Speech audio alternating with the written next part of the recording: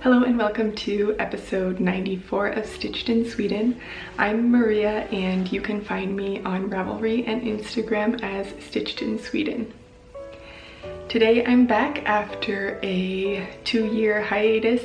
I was just looking at my most recent video on YouTube from July 2021 where we were preparing to move from Sweden to Colorado and we were expecting our second daughter to join us in November.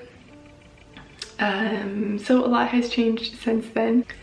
We did in fact move to Colorado and we were there for almost 2 years, and in May this year, 2023, we moved into our own house that we purchased in Sweden, in the same town that we used to live in when we moved from Stockholm to the northern part of Sweden in 2020.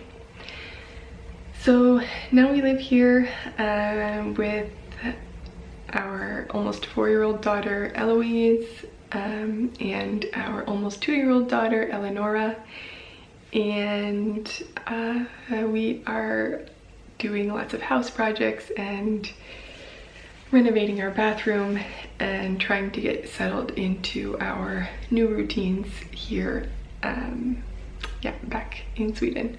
So more life updates may come as the videos come back, but for now I just wanted to give you that little update, let you know that we are back in Sweden, and I'm going to be sharing some of my projects with you today.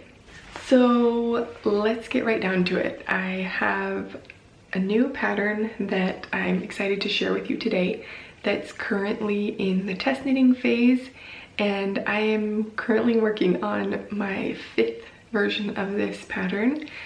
They're all the same. The pattern hasn't changed 5 times, but I just have knit 5 different versions, and I'll start with the original one that I knit, which is for my youngest daughter Eleonora, and here's the sweater. I've decided to call this sweater the Blossom of Snow sweater, and I'll tell you a little bit about that name that I actually just came up with this morning. I had been kind of trying to come up with something. I had gotten some good suggestions from a few of my knitting friends, and in the end I think that Blossom of Snow is going to be what it's called. So what does that mean? Well, actually it comes from the song Edelweiss in The Sound of Music, which is a song that I have sung to both of my daughters. I sing a medley from The Sound of Music when I was putting them to bed, all the way from when Eloise was an infant. And it's because, honestly, when Eloise was born, I didn't know very many, I couldn't really remember like nursery rhyme baby songs, lullabies, but I knew all the words to basically all of the songs from The Sound of Music, so I just started singing those to her because I knew that I knew the words. So one of the lines from the song Edelweiss is "Blossom of Snow, may you bloom and grow." And I think that just works really well for this sweater because the colors for this sweater were actually inspired by a ranunculus flower with this kind of slimy, mustardy green color, and then kind of the fading out into the brighter pinks. So the pattern picture, the first pictures of this particular version of it actually has a ranunculus flower. But long story short, there's already a pattern, a very well-known pattern called the ranunculus sweater, so that wasn't gonna work. So yes, I've decided that Blossom of Snow works really well for this sweater because the Edelweiss flower is a, what did it say on Wikipedia? The Edelweiss flower is a scarce, short-lived flower found in remote mountain areas and has been used for a symbol for alpinism, for rugged beauty and purity associated with the Alps. According to folk tradition, giving this flower to a loved one is a promise of dedication. So I think that works really nice to have the Blossom of Snow sweater connected to the Edelweiss flower, and of course, anytime I knit a sweater for my daughters or anyone, it is a symbol of my dedication to them. Anyway, long sappy story short, here is the first version. This is size 2 to 4 years old. For my daughter, she's turning 2 in November. So it's quite large on her right now, but the nice thing is, of course, then she will grow into it. For Eloise, I knit the second version in size 4 to 6 years old. And this is basically the inverse of the first one. And yeah, I'll show you the whole thing too. I'm really happy with how this sweater turned out. I knit this one in, as well as the first sample. These are both knit in Sandnesgarn Pergynt. I think that's how you say that out loud. P-E-E-R space G-Y-N-T. And it's a 100% wool, Norwegian wool, and it's rustic. Eloise has never indicated to me that anything I've made her before, even in rustic wool, has been itchy. But when she tried this sweater on the other day, she told me that it tickled her and she needed to take it off. So that kind of broke my heart. But I think we'll try it on again, maybe when it's a little bit colder. And sometimes I think that you can be more sensitive to wool when it's still warmer out. So maybe when it's really cold, she'll be able to wear this. Otherwise, it'll still fit next year, so we can try again then. And in the meantime, I think I'll be speed knitting her something else for this winter. So that's a bit of a bummer. But yeah, so here you can see these two next to each other with the different yoke combinations. And then just continuing on that quickly, I actually have now knit this sweater 2.5 more times for Eloise and Nora's cousins. And this is the same size, 4 to 6 years, using a different yarn. I actually am like even hesitant to say what this yarn is because I'm quite disappointed with it, unfortunately.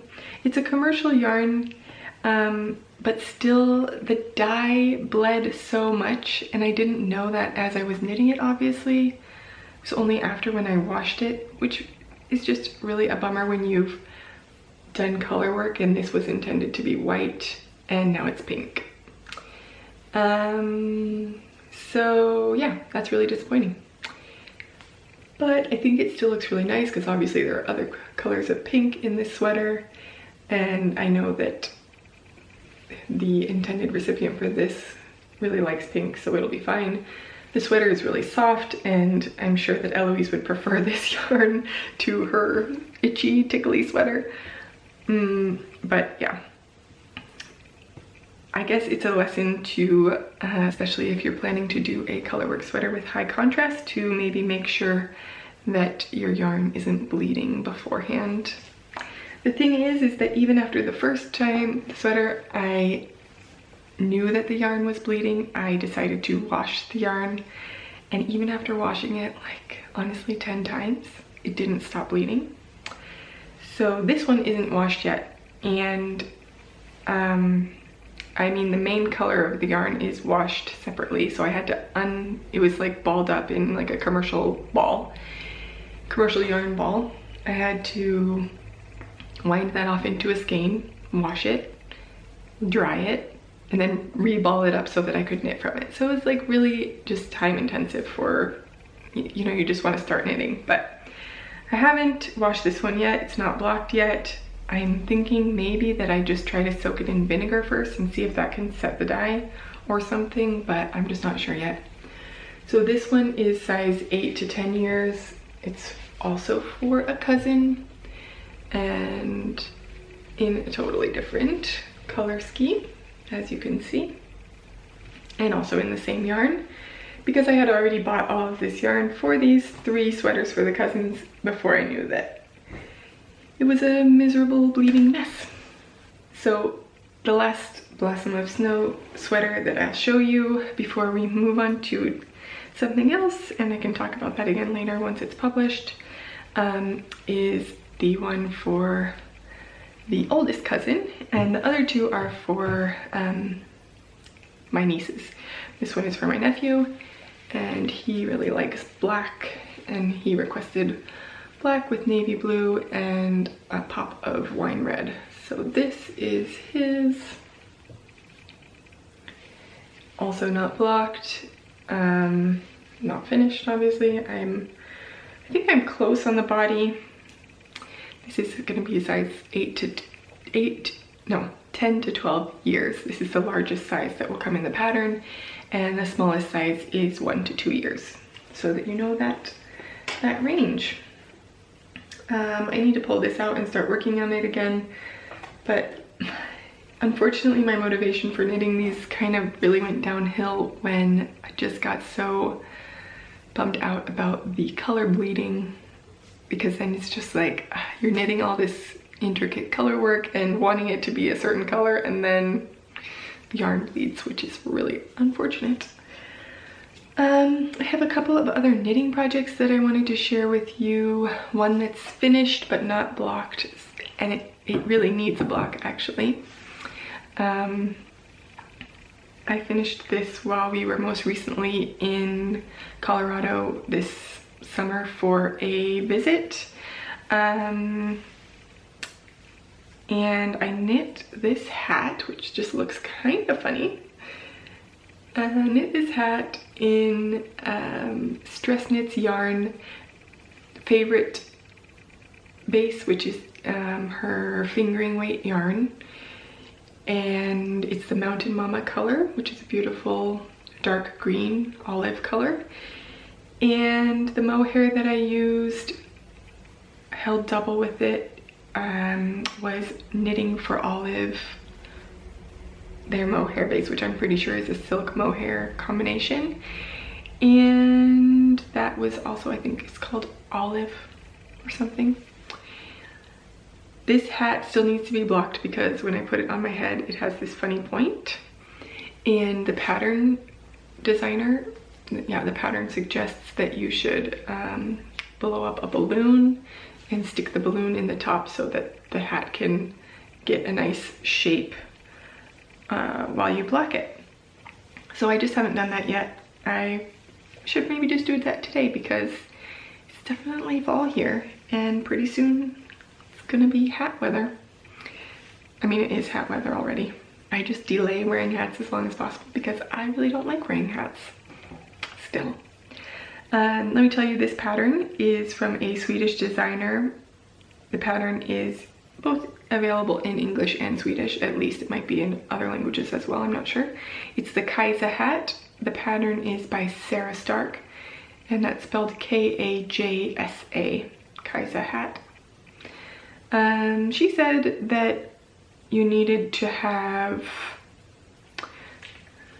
well, the pattern recommended to have 100 grams of fingering and 50 grams of mohair. I used one 25-gram ball of mohair, and I used exactly 50 grams of my fingering weight, so I could actually make exactly this hat again. I probably won't, but just in case anybody else makes that hat.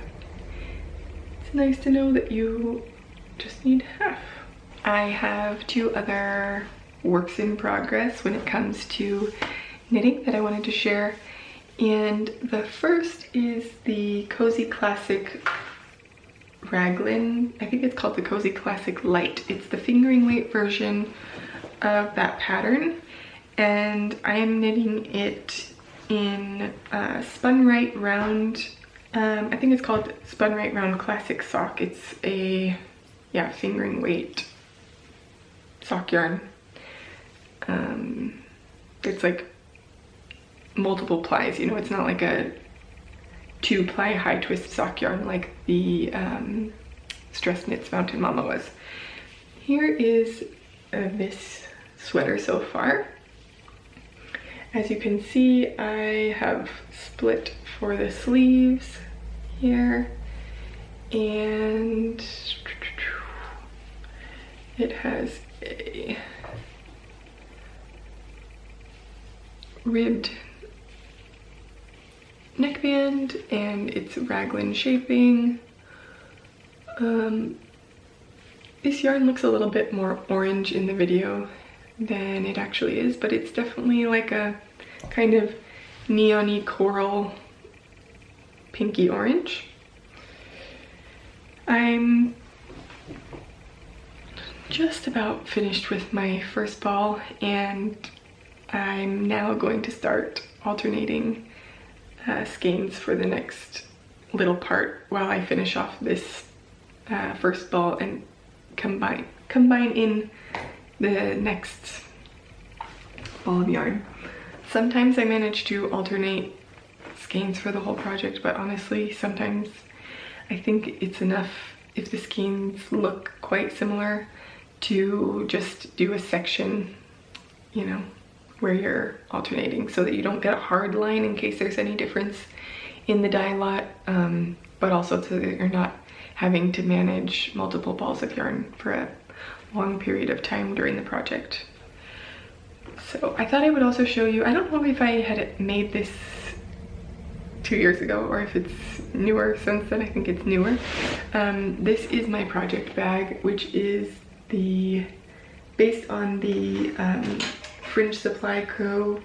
field bag, and after Fringe Supply Co. closed a couple of years ago, they paired up with Grainline Studio to offer the pattern for the bag for home sewists. So this is the pattern. You can make your very own field bag. I have made this pattern 3 times now, I think. Made one for myself, one for my mom, and one for a friend. It has all the original pockets and everything, and the fun thing is that you can choose what fabric you want to use. I just chose a natural canvas, but I have pink drawstrings and then a natural leather color too. So the last knitting project that I have in progress is the Aspen cardigan. The Aspen cardigan is a pattern from Michelle Wong, published in Brooklyn Tweed several years ago. I mean, many years ago now. I originally started knitting this pattern like when we lived in our very first apartment together, and my gauge was completely off. I was knitting on too small of yarn and I was knitting it really tightly. And I think I knit part of the sleeve and it was just uncomfortable to knit because the gauge was so tight and everything. So let me just show it to you. There's the pattern. If you can tell, it is a long cabled cardigan, and it has a big shawl collar sleeve. Shawl collar sleeve. I am currently working on the sleeve. I have knit almost one full sleeve. I'm just at the top part when I ran out of the first ball, also while we were in Colorado, so I had only brought one ball of this yarn along with me to start the project. So I've already even ripped out I think I ripped out the swatch and knit that in as well. I'm knitting this out of Cascade, I think it's called Cascade Eco Merino DK. It's not the Cascade Eco Highland wool, but they have a merino version, which is undyed yarn that comes in quite a few different colors of natural wool. So they're kind of ranges of brown, mostly creams, and kind of, you know, beige sort of colors. But all the way from this kind of cream to a darker, quite dark, chocolatey brown, I would say. I'm really enjoying how this is knitting up.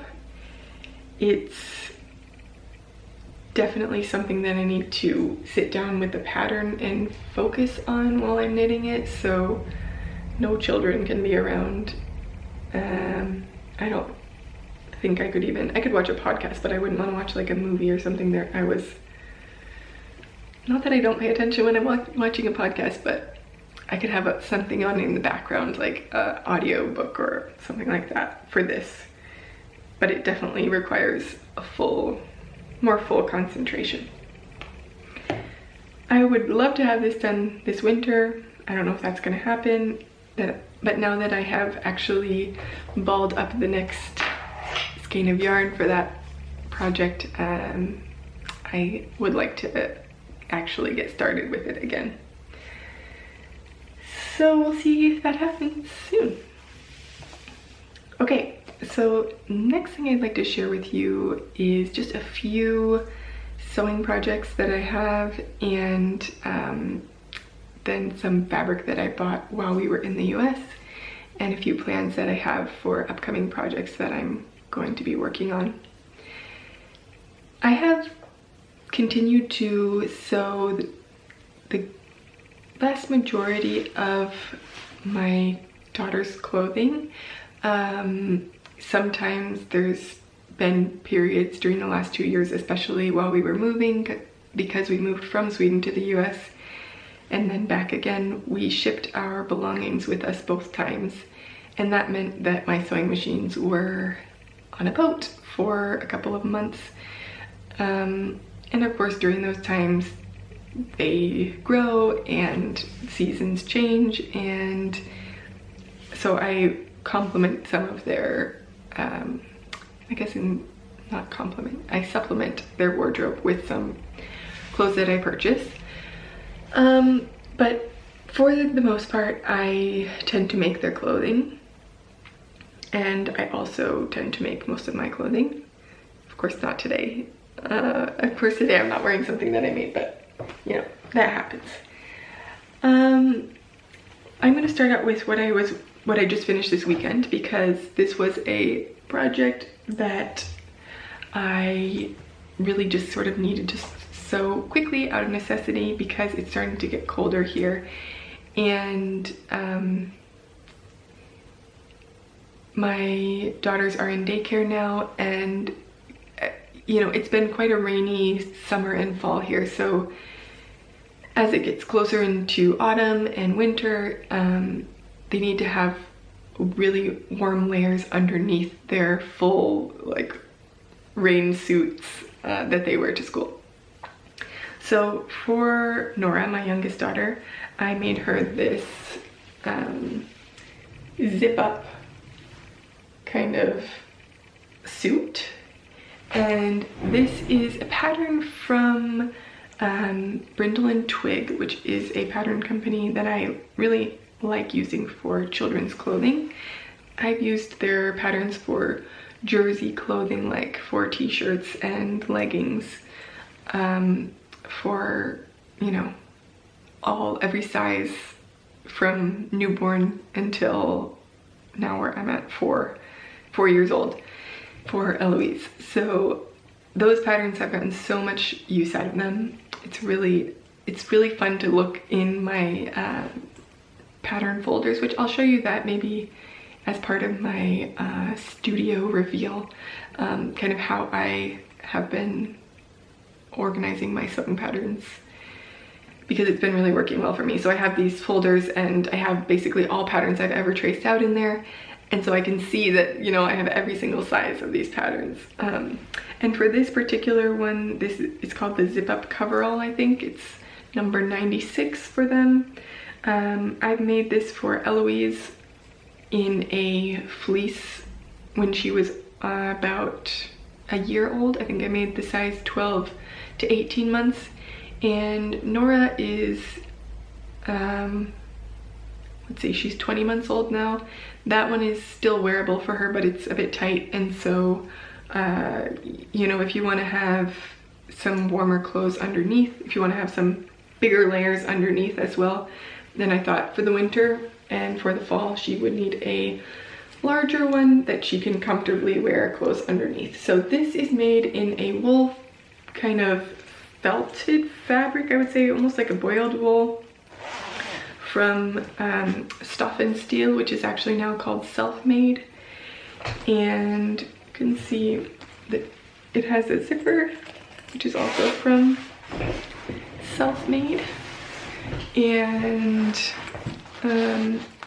this zipper lining part is a floral French terry that I had.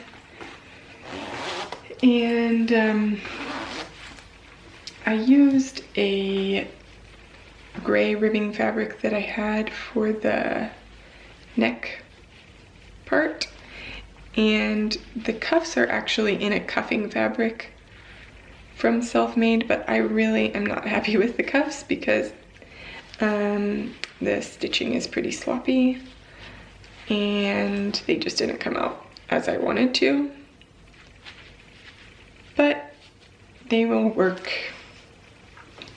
I'm really happy overall with the overall project though. And here we have name tag and a little ribbon for a hook. So that little one piece was the project that I finished this weekend. It sewed up really quickly, just the zipper is a little bit finicky with that one. Not that zippers are always, not that zippers particularly need to be finicky, but I find that for that one, the fabric that I was using for the zipper lining kind of part is a French terry jersey, which maybe I should have interfaced or something, because it's quite difficult when the zipper is completely stiff, that French terry is stretchy and the wool is thick. So you have these 3 layers that you're trying to sew together and they're stretching kind of at different rates, and it's just hard to make it look neat. But yeah, that's why it slowed me down. But otherwise I finished that yesterday, or yesterday morning? No, maybe. Then another project that I finished, now it's really finished, and it's been kind of partially finished for a while, and I've been wanting to do the last step before the girls actually wear these. This is the Lowland Kids brand. Lowland Kids is another pattern company that I really love for children. Actually also use their patterns occasionally for adults, because they have started coming out with both adult patterns and also youth patterns. So their children's patterns go from newborn, or I think even preemie for many of their patterns, to maybe like a size 9 to 10-year-old. And then they have youth patterns that they've recently come out with, and then adult patterns. So this is called the Set-In Sweater, and this is a crew neck sweatshirt that has a cute detail on the bottom hem. It has this little, triangle detail here. And I have made one for each of my girls and then one for me. Obviously they have their name tags in them, which they need for school. And last night I finished the embroidery for the monogram. This is for Nora, my youngest. And for Eloise, I have this E.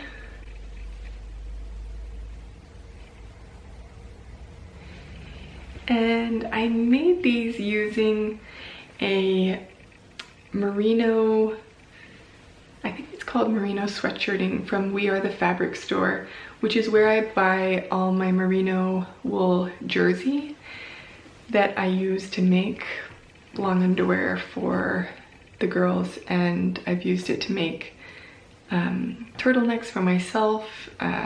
Let's see, most recently I made the Bluma tank, which is a free pattern, I think free pattern, as just like a nice kind of base layer in merino. And so this was a new to me fabric from them, which is more of a sweatshirting fabric. The inside part is, you know, fuzzy, don't know if you can see that. It's I would say like a brushed loop back maybe. So Eloise, I put her tag on that outside. I don't know why. So again, this is the set-in sweater from Lowland Kids, and I also made one for myself. And this one still needs a little bit of work on it. I've been wearing it anyway, but I have also this sweatshirting fabric, which is a cotton sweatshirting fabric in this super light gray from We Are the Fabric store. I did not have a matching ribbing. And for both of these ones, I didn't have a matching ribbing either. This one, you know, is a darker light gray, and this one is a little bit beigey. And I think that the ribbing for the neckbands and the cuffs on both of these work well because it's lighter than the main fabric, and for me that visually looks good. For my sweatshirt, I couldn't find a ribbing that was lighter except for a white, and even a white didn't really work because this fabric, this gray fabric, has a cool undertone, and the ribbing that I have here has a yellow undertone, if you can tell. I can tell. And honestly, to me, this makes the neckband and the wrists look kind of dirty, and I don't like the way that that looks. So I'm waiting and searching for a good, very light, cool gray ribbing. If you have any tips, let me know. And I will just take off the neckband and the wrist cuffs and replace them with hopefully a perfect color fabric that I find. And then I have my monogram drawn out, and I'll show it to you because then I can show you kind of how I do that monogram. So this is a really, it's really easy to use product. It's called Sticky Fabry Solvi, and it is from Sulky, which they also make thread for embroidery. Basically, it says it's a self-adhesive fabric-like water-soluble stabilizer, and that's exactly what it is. So it comes on in these kind of big sheets of paper that almost like have kind of, this is a weird comparison, but like this is kind of like a Band-Aid, the white part of a Band-Aid texture. And so you can draw on it, and then you peel off the back of this and stick it right onto your project. And then you can start embroidering right on that. So like I will look at my sweatshirt here. I think I want to have it on the right side, left side. I don't know if I'm ready to place this on here actually. But so I'm just gonna peel this off, peel off the back, stick it on my sweater, and then I'll use this little embroidery hoop to kind of, you know, stretch that spot in particular so that it's nice and taut. And then I will stitch on my monogram. And I'm planning on using some variety of pinks and greens with a little bit of gold. So these are the colors that I'm planning to use for mine. I just have a tiny bit of that gold color left, but I think these will be nice. And what else was I gonna say? Oh, it's nice to be able to actually draw on this paper because right now I just have the M drawn out, but I'll even go in and kind of sketch where I'm gonna do the main motifs so that I have it laid out before I put it on the clothing so that I know that everything has a good spacing and stuff like that. And then it is really amazing. I just was so doubtful that it was actually water soluble, but literally you just put it under the sink and it kind of melts away. But it feels really substantial when you're stitching with it, so it's not like it's gonna dissolve while you're working on it. So the only thing that I would say about it that I find a little bit slightly annoying, but definitely not, it doesn't outweigh the benefits of this product, I would say, is that because it is self-adhesive, it has an adhesive layer in that, and when you're then stitching through with your embroidery needle, sometimes the needle itself gets a bit sticky. So every once in a while, you know, I just kind of rub my finger along the needle and clean that off. Otherwise it sort of drags through the fabric a bit. But it's, yeah, super great product, easy to use, and it's nice just to be able to add those little details like that to make a garment just a little more special. So you can imagine like my M is going to be something like that on my other sweater. And yeah, I'm hoping to kind of be doing more projects like that. I kind of always say that, or I always think that, and then I don't often end up doing detailed projects like that because I am sort of in production mode when it comes to making clothes for my girls, because it often is to fill a necessity. It's to fill a gap in their wardrobe. It's like, okay, you really don't have any pants that fit you right now. Like, I need to whip out, you know, 3 pairs of leggings. But, you know, taking a moment to embroider a little, you know, flower or something onto something that I've made them, just to me is like, I don't know, it's really fun. It doesn't take a lot of time, and it's just makes it that much more special, I guess.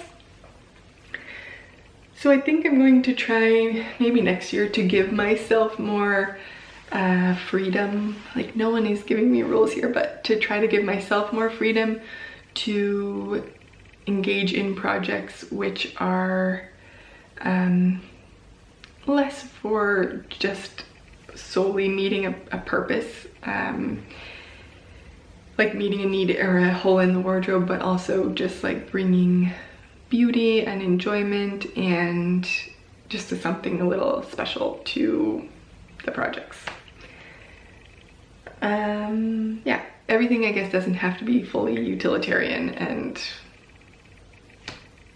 maybe that also means allowing myself to purchase some clothes for the girls and things like that. But I also sometimes struggle with that because I do have a good fabric stash that then I'm like, I don't need to buy you t-shirts because I can make you t-shirts in a few minutes and I already have the fabric, and you know, but then when by saying yes to making those t-shirts, I'm saying no to something else, I guess is what it comes down to. So it's something I'm working on.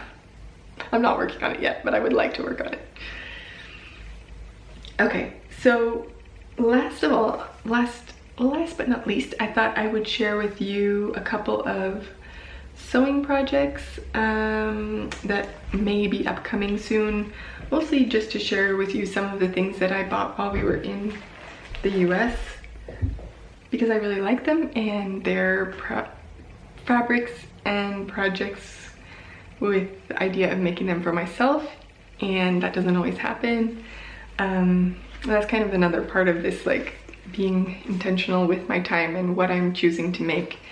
And if, you know, buying a shirt instead of making it could allow me to instead make something else for myself, or make something for one of my daughters that is like more special somehow.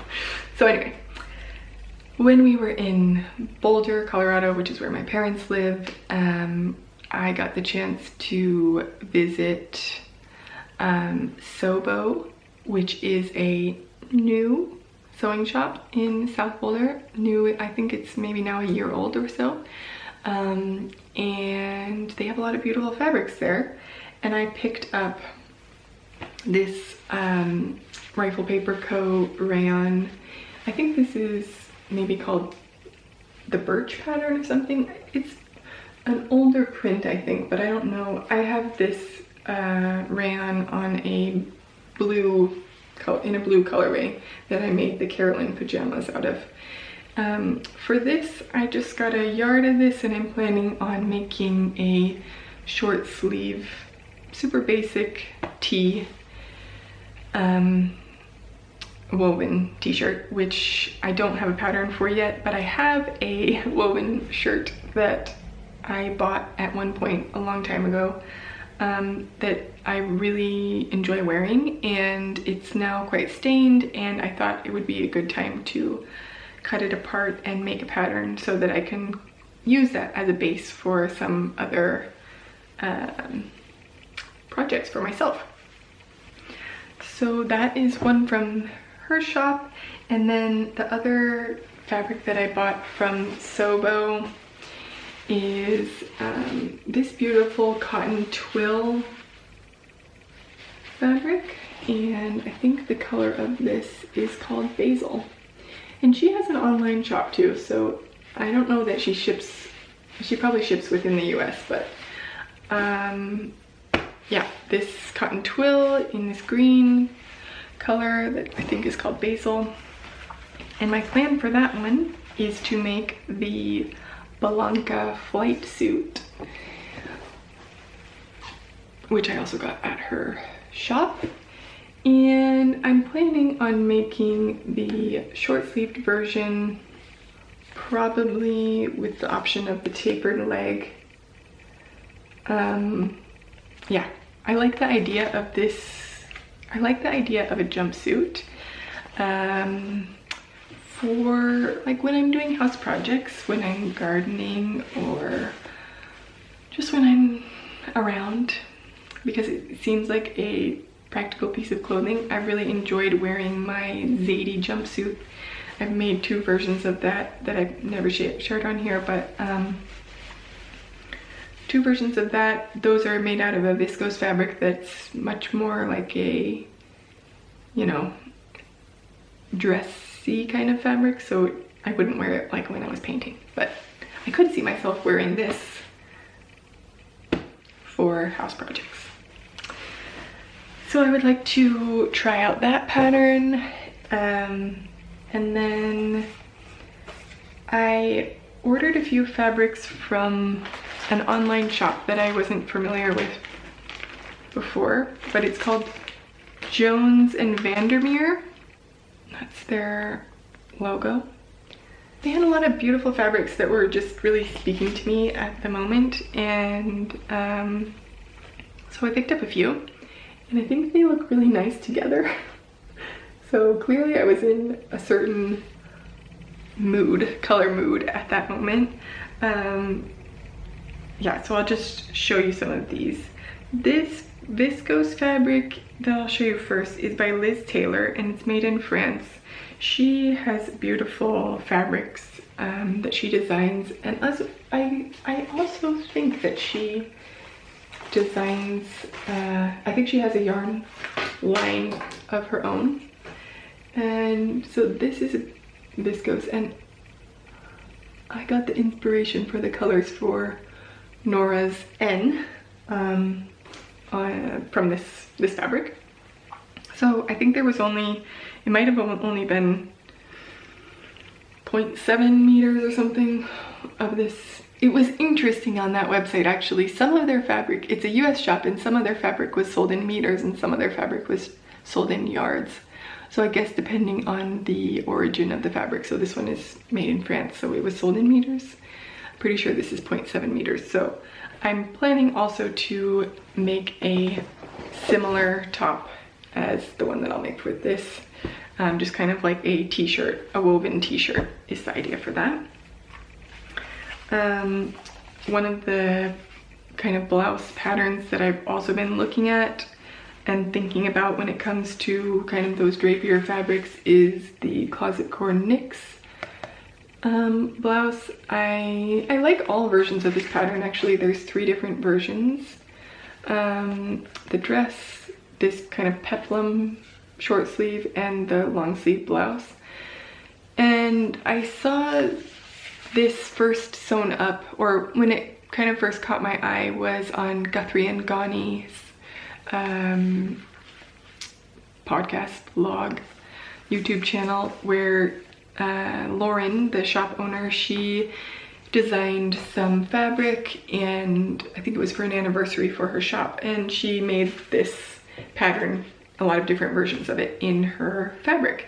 And she said, I think that she sized down 2 full sizes from her measurements, and I really liked the fit of that on her. So I'll be sure to go back and watch that video before I decide what size I'm gonna make of this.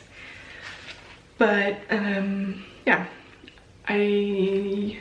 that one caught my eye. All right, so then I'll show you a few other fabrics that I got from there that some of them have plans and some of them don't necessarily have plans. This is a beautiful navy embroidered cotton fabric that I just really liked, and I would have also liked to get more of this, but there wasn't that much of it left. So we'll see what that becomes at some point. And then I got a few meters of this Liberty print. This is the Wiltshire print, and I'm sure that's not how you say it. Wiltshire. I'm not gonna pretend to be British, but to me it spelled like Wiltshire. And I'm going to use that to make the classic shirt, which is a pattern I've now made 2 times, and I really like the fit of this shirt. Next time I'm going to lengthen the arms about 1 inch, because now the 2 versions that I have, both of them are long sleeve, but they're too short to be worn as a long sleeve for me. So I always wear them rolled up, which is how I like to wear button-down shirts anyway, but I would like to have the option to be able to wear it long sleeved. So this will be what this is for.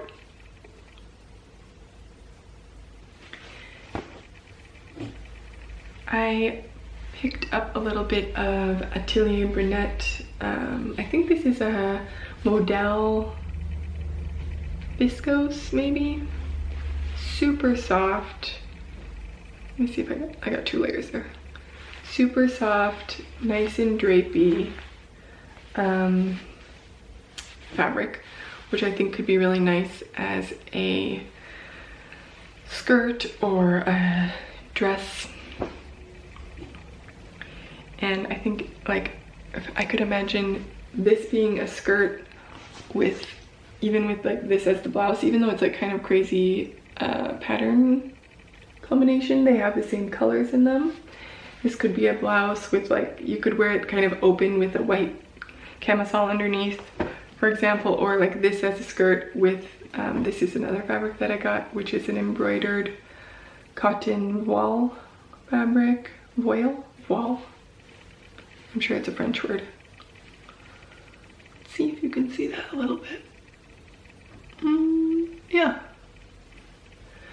For this, I'm planning on making the Gilbert top, which is a pattern from Helen's Closet that I've made 1 version of, also in a white embroidered cotton fabric that I really enjoy wearing for the summer. And that version is a button down, I think it's called a camp collar, where the collar is sort of sewn on in a quite simplistic way. It looks really nice, and the one that I made is the version with the tie front, but you can also make it with just a straight front. And then last but not least is this Merchant & Mills cotton and linen blend, which I'm going to also make this shirt out of, and that will probably be up next because I think this is going to be super cozy for the winter. I'm imagining wearing this with black jeans. Let's see if you can see my jeans. Yeah, so black jeans, this as the shirt, and then I was telling you about my Bluma tank that I made in a merino fabric, and that Bluma tank is like this, I think it was called Latte maybe, I don't remember, this kind of brown color. So just having that underneath, I could have it unbuttoned a little bit or not, and I think that will be really nice and cozy. So, and then just imagine if my sweater was finished. Oh, it would be perfect. It's not gonna happen. It'll happen eventually, but probably not this winter. So that was a whirlwind. Obviously that is not all of the things that I've made in the last 2 years. It's just a little snapshot, but I'm hoping to be returning a little bit more regularly, and soon I will be sharing with you some exciting new things that are coming to Stitched in Sweden's world. So yeah, just keep an eye out for those, and in the meantime, thank you so much to my test knitters who are working on the Blossom of Snow sweater, and that will be coming to you probably end of October, early November. So I hope to talk to you before then. Until then, happy knitting, happy sewing, and enjoy the change of the season. Thanks for joining me. Bye.